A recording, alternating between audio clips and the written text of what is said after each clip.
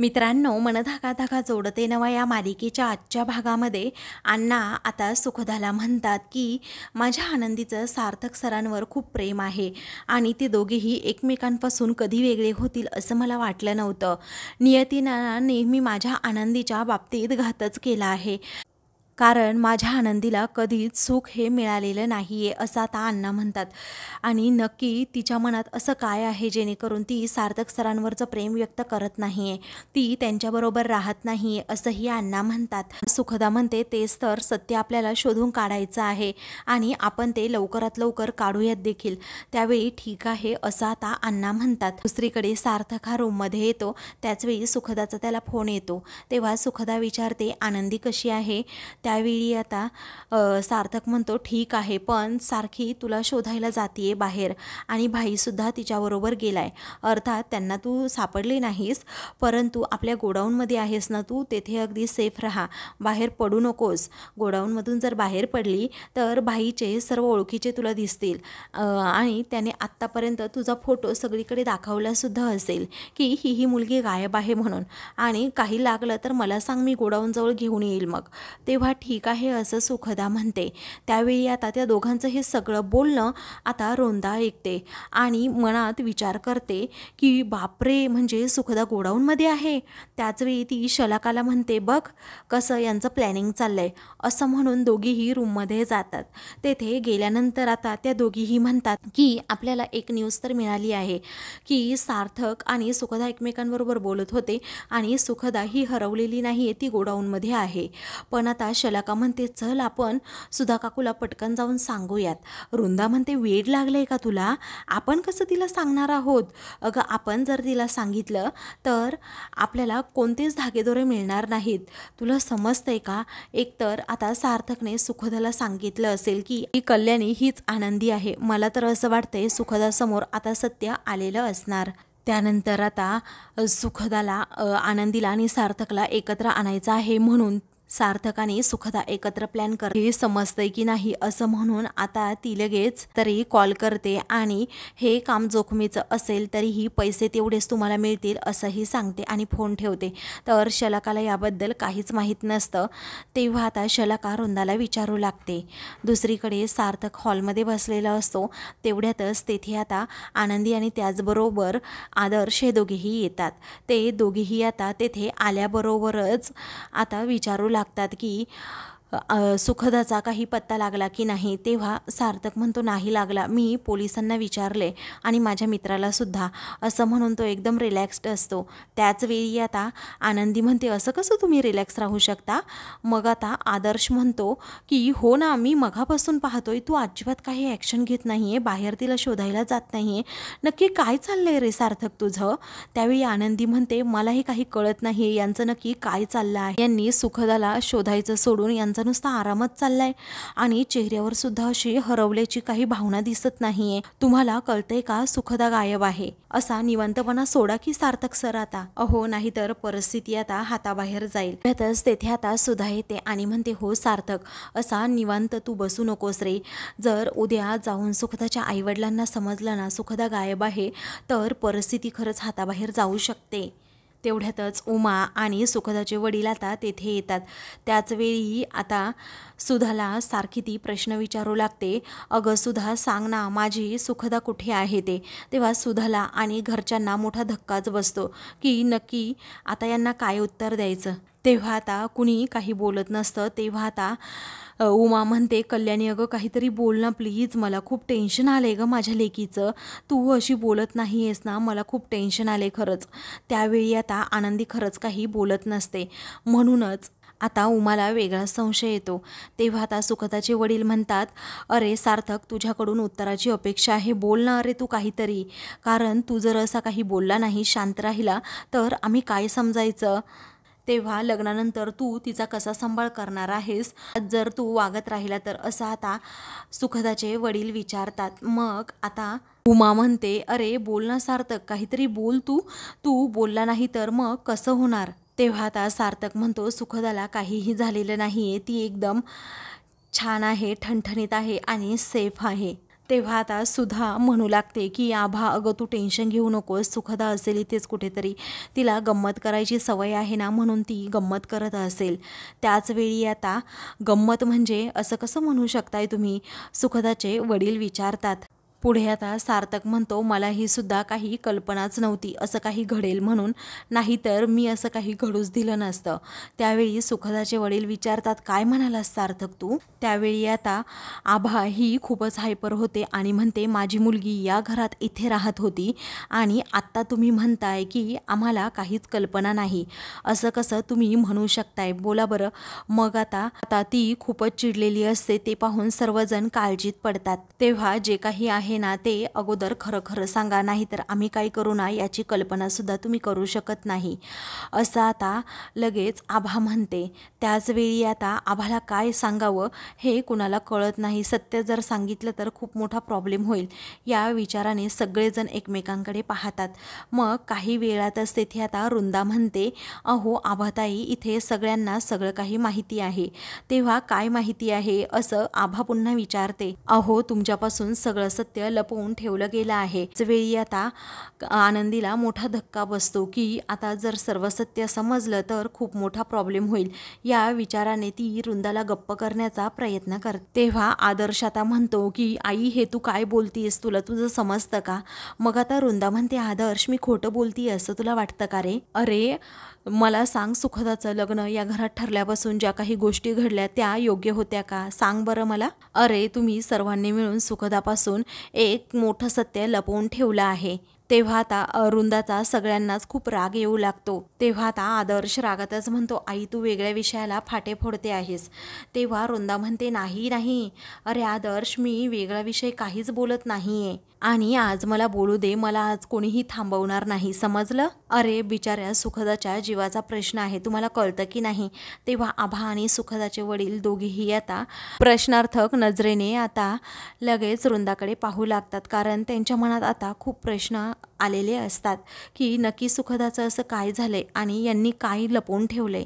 तेव्हा वृंदा आता फटकळपणेच म्हणू लागते तुला सांगू का एक गोष्ट, अगं आभा मला असं वाटतंय की सुखदाच्या बाबतीत काहीतरी घातपात झाला असणार आहे. तेव्हा हे ऐकताच सर्वांना मोठा धक्का बसतो.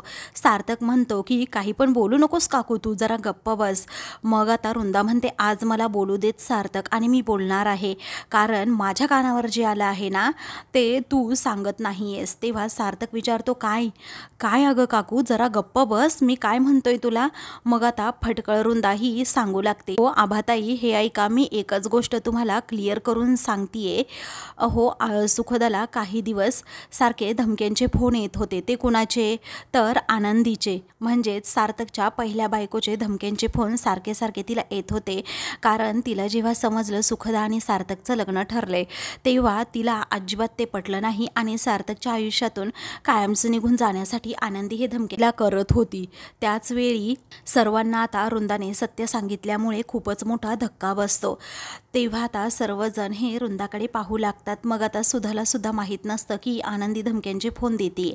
आता आनंदी तेथेच उभी असते, परंतु तिने काही असं केलेलं नसतं. मग काही वेळातच आता सार्थक म्हणतो असं काही नाही आहे, शांत राहा जरा. मग आता प्रकरण दाबण्याचा तू प्रयत्न करू नकोस सार्थक, असं सुखदाचे बाबा म्हणतात. तेव्हा कल्याणी चल ग तू आपण पोलीस स्टेशनमध्ये कंप्लेंट करूया. आता आभा म्हणते कारण आपण जर तिकडे गेलो नाही तर माझ्या सुखदाच्या बाबतीत अनर्थ घडेल. ती आनंदी आहे ना ती माझ्या सुखदाचं काही बरं वाईट करेल. अरे सार्थक सांग ना कुठे आहे सुखदा. हा माझ्या मुलीच्या जीवाचा प्रश्न आहे, बस झालं हे प्रकरण आता, मी कुणाचं ऐकणार नाही आहे, असं म्हणून आता रागातच आभा म्हणते की कसं आहे ना माझ्या मुलीच्या बाबतीत मी कोणतीही रिस्क आता घेऊ शकत नाही, आपल्याला पोलिसांकडे जायला हवं. असं म्हणून ती आता सुखदाच्या बाबांना म्हणते चला पोलिसांकडे आपण जाऊया आणि तक्रार नोंदवूयात सुखदा हरवल्याची. हे प्रकरण आता कोणत्या दिशेला जायचं असेल ना ते जाऊ देत, त्या आनंदीला सुद्धा आता शोधून काढलं पाहिजे. असं म्हणून आता सुखदाच्या बाबांना ती पटकन निर्णय घ्यायला सांगते. पुढे आभा आता म्हणते, रुंदाताई तुमच्याकडे जर आनंदीचा पत्ता असेल तर प्लीज मला सांगा ना की कुठे आहे आनंदी, आणि आनंदीचा फोटो वगैरे काहीतरी दाखवा मला. मग आता हे ऐकल्यानंतर मात्र आनंदीला जबर धक्का बसतो. सार्थक, आदर्श, रुंदा, शलाका आणि त्याचबरोबर सुद्धा हे सर्वजण आनंदीकडे आता पाहू लागतात. त्यावेळी रुंदा म्हणते, आनंदीला भेटण्यासाठी तुम्हाला कुठेही जाण्याची गरज नाही आहे. तेव्हा आभा म्हणते, म्हणजे तुम्ही असं का बोलताय? मग आता रुंदा म्हणते, जी खरी आनंदी आहे ना ती लवकरात लवकर तुमच्या सोबत असेल आणि तुमच्या समोर येईल. तेव्हा रुंदा आता आनंदीकडे पाहतच राहते. तर आभा आता म्हणते, रुंदाताई तुम्ही नक्की काय म्हणताय मला कळत नाहीये. अहो तुम्ही असं कोड्यात बोलू नका. आता जे काही असेल ते जरा स्पष्टपणे सांगा. त्यावेळी आता चल कल्याणी आपण पोलीस स्टेशनमध्ये जाऊयात असं आता आभा म्हणते. त्यावेळी आनंदी आता तिचा हात पकडते आणि म्हणते, थांबा आभा मॅडम. असं म्हणून आता ती तिला अडवत म्हणते की तुम्ही मला फक्त कल्याणी म्हणून ओळखता, तुम्ही कल्याणी नाहीये. हे ऐकताच आता आभाला मोठा धक्काच बसतो. तेव्हा कल्याणी नाही असं आभा आश्चर्याने विचारते. तेव्हा आनंदी म्हणते, नाही. असं म्हटल्याबरोबरच आता आभा ही संशयित नजरेने आनंदीकडे पाहू लागते. तू कोण आहेस असं आता आभा सारखी सारखी विचारते. तेव्हा आनंदी आता म्हणते की अहो मीच आनंदी आहे, आनंदी सार्थक राजाध्यक्ष, अशी ती तिची खरी ओळख आता आभा आणि सुखदाच्या वडिलांसमोर सांगते. त्याच वेळी आता त्या दोघांनाही जबर धक्का बसतो. मग आता सार्थक हा आनंदीकडे पाहतच राहतो, कारण आता आनंदीने शेवटी आता तिची खरी ओळख सर्वांना सांगितलेली असते. तेव्हा आता सुधाला प्रचंड धक्काच बसतो की आनंदीने तिची खरी ओळख सांगितली. मग आता तिला धक्का बसल्यानंतर अचानक चक्कर येते. ती चक्कर येऊन आता खाली पडते. सर्वजण आता तिच्याकडे धाव घेतात. दुसरीकडे सुखदाचं मन अजिबात थाऱ्यावर नसतं, कारण घरी काय चाललं असेल हा प्रश्न तिला पडलेला असतो. अण्णा आणि सोबत तिच्या विशाल असतात. तेव्हा विशाल म्हणतो, मॅडम अजिबात काळजी करू नका हो, तुम्ही टेन्शन घेऊ नका, कसलं चहा घ्या बरं अगोदर. तेव्हा आता सुखदा लगेच चहा घेते आणि म्हणते, मला ना खरंच खूप टेन्शन आलं आहे विशाल. अरे तिकडे काय चाललं असेल? तो आता धीर देत म्हणतो, टेन्शन घेऊन काही होणार आहे का पण? आणि तसंही तिथे सार्थक सर आहेच ना. जर काही टेन्शनचं काम असेल तर सार्थक सर नक्कीच सांभाळून घेतील. तेव्हा सुखदा म्हणते, हो सार्थक तर असणारच आहे, पण राहून राहून असं फिलिंग येते आपलं काही चुकतंय का, आपलं काही राहून तर गेलं नाही ना, म्हणजे पुढे काही प्रॉब्लेम व्हायला नको ना यासाठी. अण्णा म्हणतात बरोबर आहे, अशा काही गोष्टी घडत असताना अशा शंका येणं साहजिकच आहे. अगं सुखदा तू अजिबात घाबरू नकोस, काही होणार नाहीये. वेळी आता मी निघू का बरं असं विशाल म्हणतो. तेव्हा सुखदा विचारते, आता तू कुठे निघालास? मग आता तो म्हणतो, हो सुखदा मॅडम, काल इकडे येताना वाटेमध्ये ना आदर्श सर आणि आनंदी मॅडम हे दोघेही दिसले, आणि त्यांना जर आता पुन्हा भेटलो नाही ना तर ते उगीच माझ्यावर डाऊट घेतील आणि मला नको ते प्रश्न विचारतील आणि आपला प्लॅनसुद्धा फ्लॉप होऊ शकतो. तेव्हा सुखदा म्हणते, अरे बाबा अशी भीती वगैरे घालू नको मला, प्लॅन फ्लॉप वगैरे होईल. मी नाही हा तुझा प्लॅन फ्लॉप होऊ देणार. आता तू तिकडे जाऊन ये, म्हणजे आपल्याला अंदाज येईल की नक्की तिकडे काय चाललं आहे आणि काय नाही. तेव्हा अण्णा म्हणतात, मी सुद्धा तुमच्यासोबत येतो. मग आता अण्णा तुम्ही कुठे चाललात असं आता सुखदा विचारते. त्यावेळी अण्णा म्हणतात, अगं आपल्या दोघांसाठी मी नाश्ता घेऊन येतो. तेव्हा सुखदा म्हणते, बरं ठीक आहे, तुम्ही लवकर याल ना? मग आता अण्णा म्हणतात, हो येतो लवकर. आता अण्णा आणि त्याचबरोबर विशाल हे दोघेही बाहेर पडतात. तर सुखदा दार लावून घेते. मग आता रुंदाने पाठवलेले गुंड हे तेथे येतात आणि सुखदाकडे पाहू लागतात. तेव्हा सुखदाला संशय येतो, कोणीतरी आहे इथे. मग आता ती पटकन मागे पाहते तर ते गुंड लगेच लपतात. तर आता खूप वेळा असं सुखदाचं होतं, जेव्हा सुखदा त्यांच्याकडे पाहते तेव्हा ते पटकन खाली लपतात. त्यामुळे सुखदाला आता समजतच नाही की नक्की काय झालं आणि कोण आहे ते. तर आता दुसरीकडे आनंदीला सगळेजण आता बोलू लागतात, मेन म्हणजे सुखदाचे बाबा, कारण ते खूप चिडलेले असतात आणि म्हणतात, कल्याणी तूच आनंदी आहे. घरातील सर्वजण आता सुखदाचं आणि सार्थकचं लग्न लावायला लागले आहेत, आणि कल्याणी तू सर्वांपासून एवढी मोठी गोष्ट का लपवून ठेवलीस का? मला याचं उत्तर हवंय कल्याणी, पटकन सांग मला अगोदर. आता आनंदीकडे बोलायला काही शब्द नसतातच. तेव्हा आनंदी आता म्हणत असते तसं नाही. मग आता आभा म्हणते तसं नाही म्हणजे तू सर्वांपासून सत्य लपवून ठेवलं सगळं, आणि मेन म्हणजे आमच्यापासून. आम्ही तुला परकं मानलं होतं का? नाही ना.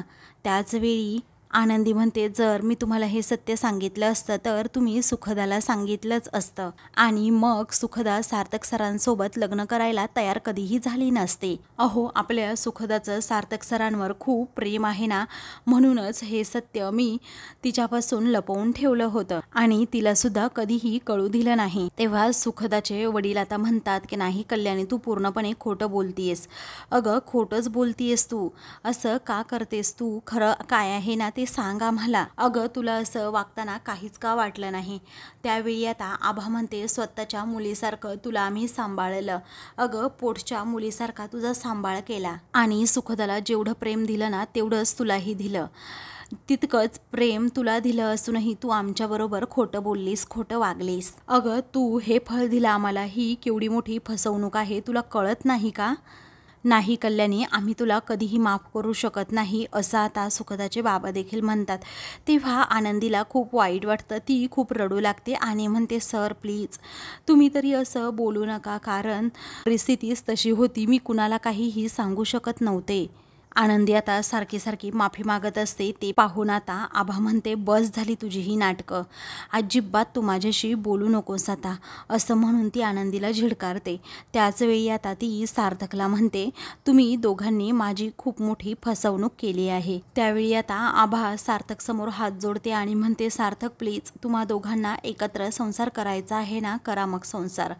माझ्या सुखदाला मी तुमच्यामध्ये अजिबात येऊ देणार नाही आहे. तुम्ही ऐका जरा माझं, माझी सुखदा कुठे आहे ना ते अगोदर सांगा, असं म्हणून आभा त्याच्यासमोर आता हात जोडत असते. तेव्हा ती आता म्हणते की अहो खरंच मॅडम, मला माहीत नाही आहे सुखदा कुठे आहे, पण मी तुम्हाला शब्द देते की तुमच्या सुखदाला मी तुमच्यासमोर घेऊन येईनच, आणि हा माझा शब्द आहे, असं म्हणून आनंदी आता निघालेली असते. तेव्हा सार्थक आता आनंदीला म्हणतो आनंदी तुम्ही थांबा जरा. तेव्हा आनंदी आता त्याच्याकडे पाहतच राहते. सार्थक म्हणतो हो मला माहीत आहे सुखदा कुठे आहे ते. तेव्हा सर्वांना मोठा धक्काच बसतो. सर्वजण त्याच्याकडे आता पाहू लागतात. त्यावेळी आता सुधा पुढे येते आणि आश्चर्याने विचारते काय म्हणालास सार्थक तू? तुला माहीत आहे सुखदा कुठे आहे ते? तेव्हा तो म्हणतो हो आई. मग आता आदर्श विचारतो सार्थक तरी म्हटलं तू एवढा रिलॅक्स का आहे? तुझा आणि सुखदाचाच काहीतरी प्लॅन झाला होता हे मला आत्ता समजत आहे. तेव्हा सार्थक म्हणतो असं काही नाही आहे, खरं तर हा सुखदाचाच प्लॅन होता आणि मी तिला फक्त मदत केली आहे, कारण सुखदाला समजलं होतं की ह्याच आनंदी आहेत ते. आता असं म्हटल्याबरोबरच सर्वांना मोठा धक्का बसतो. तिला आता आनंदीच्या तोंडूनच वदवून घ्यायचं होतं की ती आनंदी आहे म्हणून, कारण तिला असं वाटत होतं की तिच्या कल्याणीताईने खरी ओळख तिला सांगावी. आणि मला माहीत आहे सुखदा कुठे आहे, तुम्ही अजिबात टेन्शन घेऊ नका, असं म्हणून सार्थक सर्वांना शांत राहायला सांगतो. तेव्हा आता मी सुखदाला घेऊन येतो, असं आता सार्थक म्हणतो. आनंदी म्हणते मी सुद्धा तुमच्यासोबत येते सार्थक सर. तेव्हा तो आता ठीक आहे असं म्हणतो. मग आता आनंदी आणि सार्थक जायला निघतात. तेव्हा सुधा मात्र एकदम शांत होऊन जाते. आता आनंदी सार्थक पुन्हा एकत्र येणार याची भीती तिला वाटू लागते. तर आता मित्रांनो, पुढील भागामध्ये सार्थक गोडाऊनच्या ठिकाणी आलेला असतो आणि सुखदा कुठे आहे असं अण्णांना विचारतो आणि विशालला देखील. तेव्हा सुखदा इथे नाही आहे का असं आता अण्णा विचारतात. आज सार्थक म्हणतो नाही सुखदा इथे नाहीये. तर आता दुसरीकडे वृंदा आणि त्याचबरोबर शलाका या दोघीही सुखदाला एका ठिकाणी घेऊन येतात. खरं तर ते गुंड घेऊन येतात, परंतु वृंदा शलाका दोघीही सुखदाच्या समोर बसलेले असतात. त्याचबरोबर ते गुंड देखील तिथे असतात. तेव्हा सुखदाला त्या दोघींना पाहून मोठा धक्काच बसतो. आनंदी आणि सार्थक दोघेही घरी जातात आणि घरी गेल्यानंतर आभा विचारते कुठे आहे माझी सुखदा? आता आनंदी सार्थकला काय उत्तर द्यावं हेच कळत नाही. अशाच मालिकेंचे पुढील भाग पाहण्यासाठी चॅनलला सबस्क्राईब करा.